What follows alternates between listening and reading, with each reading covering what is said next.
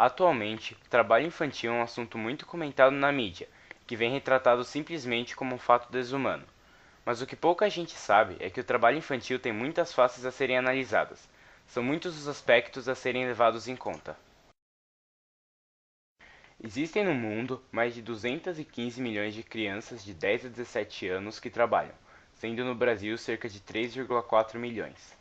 Trabalho infantil é considerado todas as atividades realizadas por crianças ou adolescentes com idade inferior a 16 anos, com fins econômicos ou de sobrevivência, remuneradas ou que visem lucro e mesmo sem remuneração.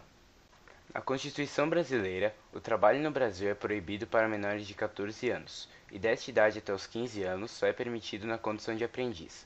Entre os 16 e 17 anos, o trabalho é liberado, desde que não comprometa a atividade escolar e que não ocorra em condições insalubres e com jornada noturna.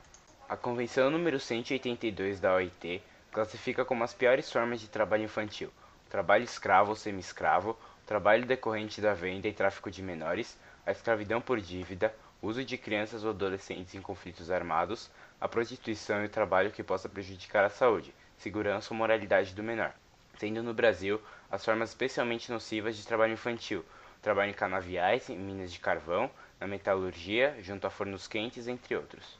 Ao contrário do que muitos pensam, o trabalho infantil não é nada atual, tendo sua primeira aparição na época do feudalismo, período em que o trabalho era agrícola e não assalariado. Os tipos de trabalho infantil foram alterando conforme a necessidade do mercado. Na Revolução Industrial, por exemplo, menores participavam na produção em fábricas, tingiam tecidos e operavam máquinas. Avançando quase 2 séculos de história, ainda encontramos no Brasil e no mundo crianças trabalhando. Hoje esse tipo de trabalho é predominante agrícola, correspondendo a 35% das crianças que trabalham. Em segundo lugar vem a parcela de crianças que trabalham nos comércios e fábricas. Esta representa 25% do total.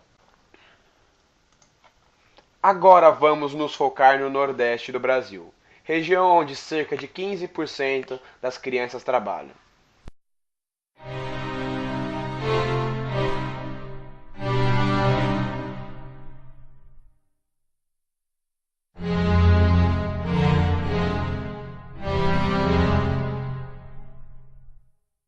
O setor agrícola extrativista brasileiro concentra cerca de 1,5 milhão de crianças e adolescentes que geralmente não recebem remuneração, 64%, ou estão envolvidos na produção para consumo próprio, 26%.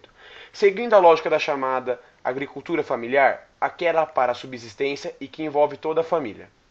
O crescimento do trabalho infantil agrícola encontra suporte no fator socioeconômico, que deflagra um quadro alarmante de miséria, onde as crianças complementam, quando não, são os provedores da renda familiar.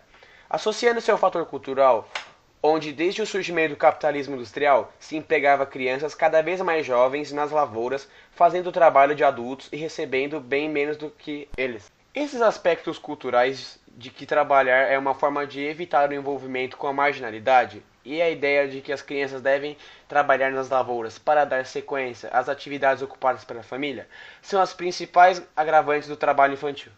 Se faz hora não tem o que fazer, né? Você está radiando pelas casas dos outros sem fazer nada, o recurso que a gente tem é esse, né? Então tem que ir mostrando logo para eles, para eles se acostumando, né? Da idade de 8 anos para frente já começaram a trabalhar. Filho de pobre vai se formando, vai trabalhando logo, né? Outro tipo de profissionalismo infantil frequente é o trabalho artístico, como por exemplo, o de atores mirins e de artistas circenses. Esse tipo de trabalho infantil é necessário em produções culturais e audiovisuais, portanto liberado por lei, desde que não atrapalhe o rendimento escolar e psicológico da criança. Essa é a categoria de trabalho infantil que mais faz sentido. A rotina do dia a dia agora está bastante movimentada, porque eu vou para a escola todo dia. Na maioria das vezes eu acordo às 5 da manhã para ir para a escola, para eu passar 6. Aí às 7 eu começo a ter aula. Acaba minha aula às 4h20 da tarde, mas eu só volto às 5. E aí chego aqui às 6h30, se bobear até às 7.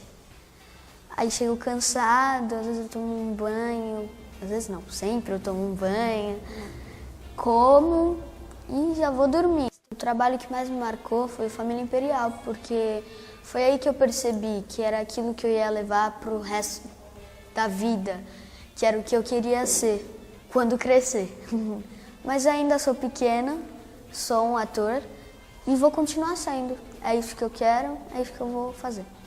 Os trabalhos artísticos podem afetar o desenvolvimento escolar da criança, pois exigem tempo e dedicação. Os longos ensaios, inúmeras gravações e possíveis viagens cansam a criança, tiram a concentração